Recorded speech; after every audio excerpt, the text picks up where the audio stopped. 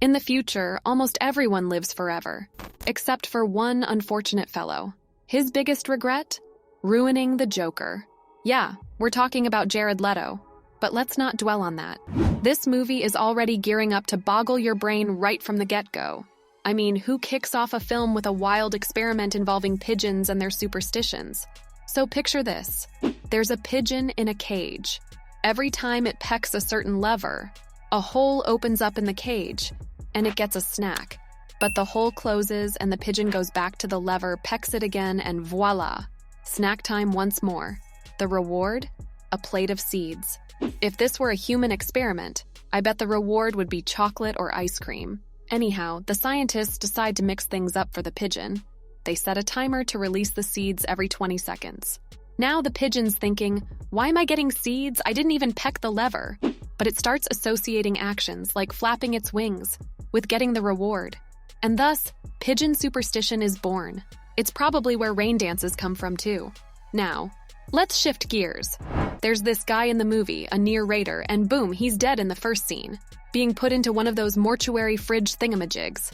But then he wakes up underwater, blacks out, wakes up in a bathtub, gets shot dead, and wakes up again in a post-apocalyptic hospital. He's ancient now, chatting with Dr. Feldman, who looks like a mutant. Turns out our guy's name is Nemo Nobody, or Mr. Kraft for short. Mr. Can't Remember a Thing. Hilarious, right? 'Cause he seriously can't remember squat. He thinks it's 2009, but he's actually 118, according to a newspaper that's straight out of Hogwarts. Moving along, Nemo wakes up in another reality, back to being 34. He's got a wife and 3 kids, but something feels off. Then a mysterious package arrives, containing a photo of him, a woman, and 2 boys. They look like a family, but Nemo's in a house he doesn't recognize, with kids he's not sure are his own. He calls one of them Paul, but the kid insists he's not Paul, and the plot thickens. Nemo zones out and wakes up in another house, with one of the boys from the photo calling him Dad. The woman in the picture is there too, and she's Jean. The boy, as it turns out, is Paul. Nemo's utterly bewildered, and honestly, so am I. This movie's got me on the edge of my seat, and we're barely scratching the surface. Strap in, folks, it's gonna be a wild ride. After a while, Jean heads back to sign the papers for their big mansion. She mentions that his friends are waiting, but they're not important, so I won't talk much about them. What's more important is what happens next. Nemo, who's watching TV, starts seeing everything move backward until he wakes up in a different reality. This time, he's married to someone else, driving behind a truck that explodes, and then he's back in the futuristic hospital. Here's the kicker. Nemo discovers he's the last mortal human on Earth. Everyone else has become immortal through some fancy science stuff. Having a genetically modified pig is now a symbol of wealth, and Nemo is like a relic from the past, observed by everyone like a TV show. Dr. Feldman, meanwhile, is trying to help Nemo remember his past. But guess what? There's no record of Nemo anywhere in this new world.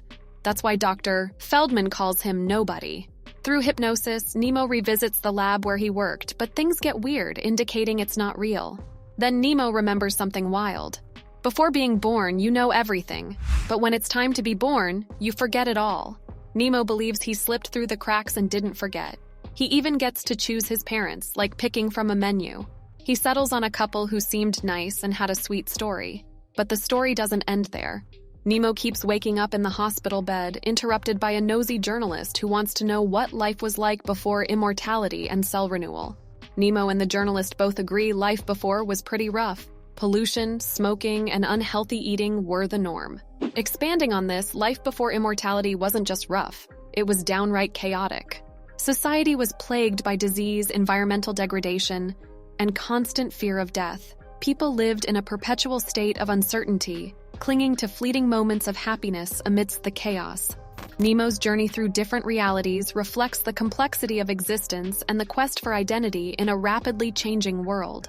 His experiences challenge conventional notions of life, death, and rebirth, forcing him to confront the mysteries of his own existence. But hold on, there's something really surprising happening here.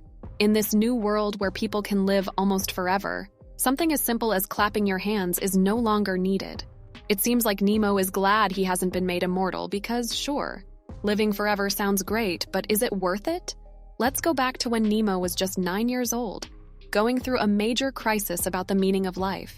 We can all relate to that feeling, right? In this memory, Nemo is surrounded by his family and some friends, and they all seem fascinated by him.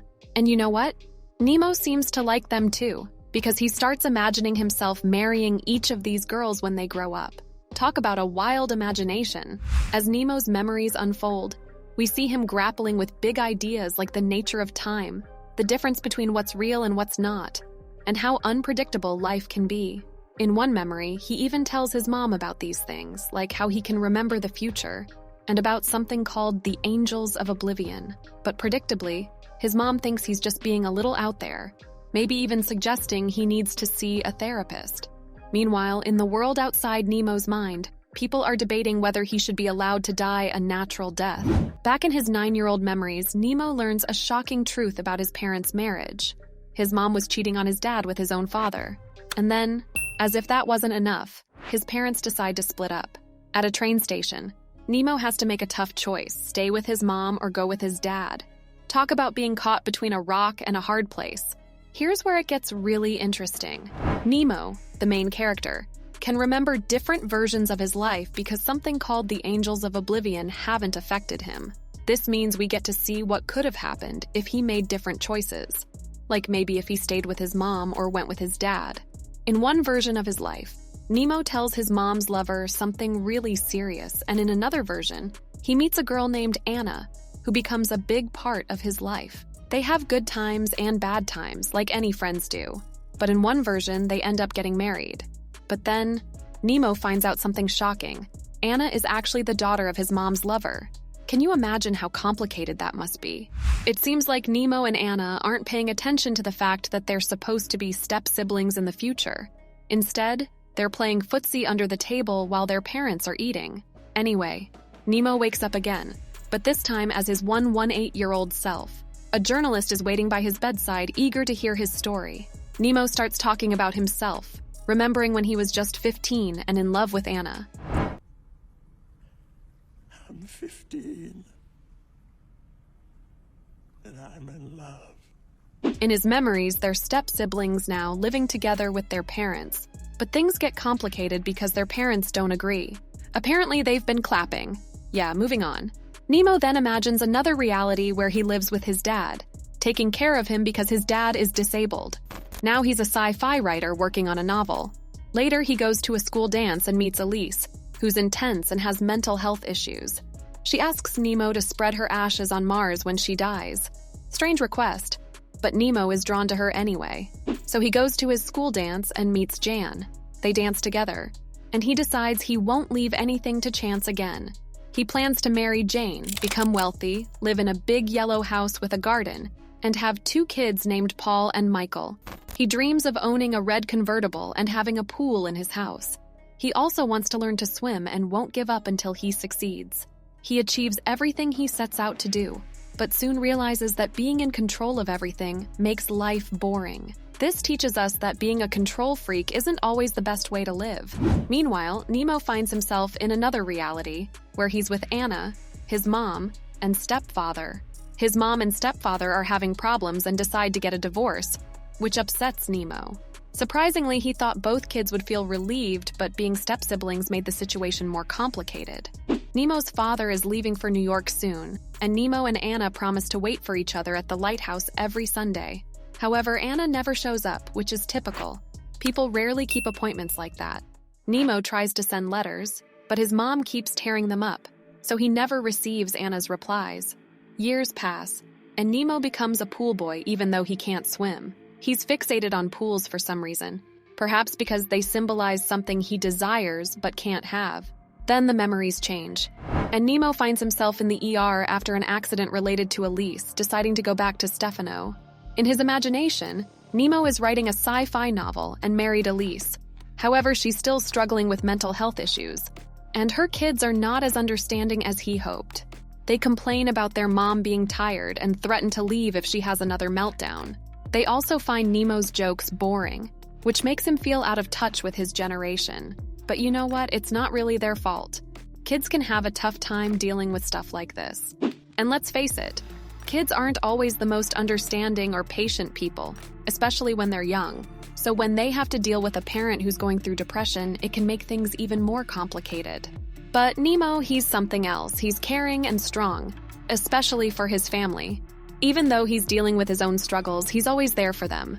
So get this. Executive at a plant that manufactures photocopying machines who just quit his job.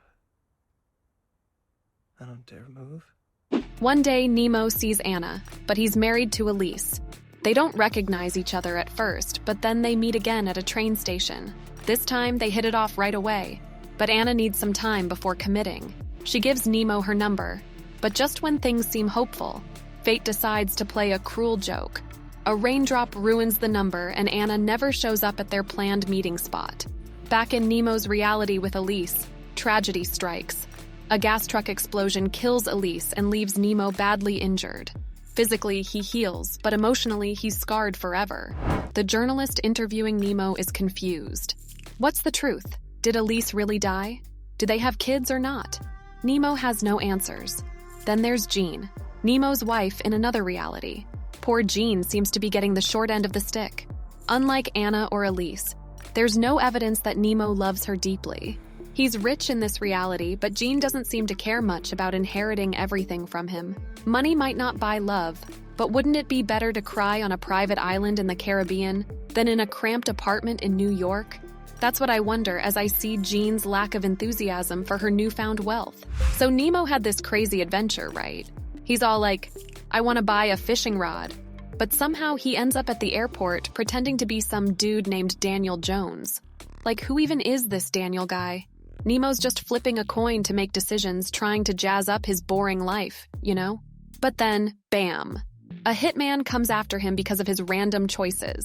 Next thing you know, Nemo's back to being a teenager after a motorcycle accident, with his folks hovering over him. He's into writing sci-fi, reminiscing about his ex, Elise, who's pining for her old flame, Stefano. Drama, right? Then Nemo's stuck in another reality where he's in a gas truck accident, losing his coworker, and discovering his widow is none other than Anna. Crazy coincidence, huh? But they don't act on it, thankfully. But wait, there's more. Nemo keeps drowning in his car, waking up in the hospital, trying to figure out what's real. Meanwhile, the people of New York are voting on whether he should live or die for a chance at a lunar vacation. Wild, huh? As things wrap up, Nemo finds himself back in this bizarre world where everyone's dressed the same, decoding cryptic messages and meeting his 118-year-old self. Old Nemo spills the beans about the whole crazy journey, urging young Nemo to stay alive until some specific date. What a trip. Suddenly, we're back with the journalist, who's all baffled by Nemo's stories. Is he dead? Alive? Does he even exist? Well, turns out he's just a 9-year-old kid struggling with a tough choice between parents. Mind blown. In the end, Nemo chooses to run away instead of picking sides. And then, we fast forward to the future, where Nemo's waiting for Anna at a lighthouse. They reunite, hugging and clapping like it's all good. So, what do you think? Want more mind-bending tales like this? Don't forget to hit subscribe for more mind-boggling adventures.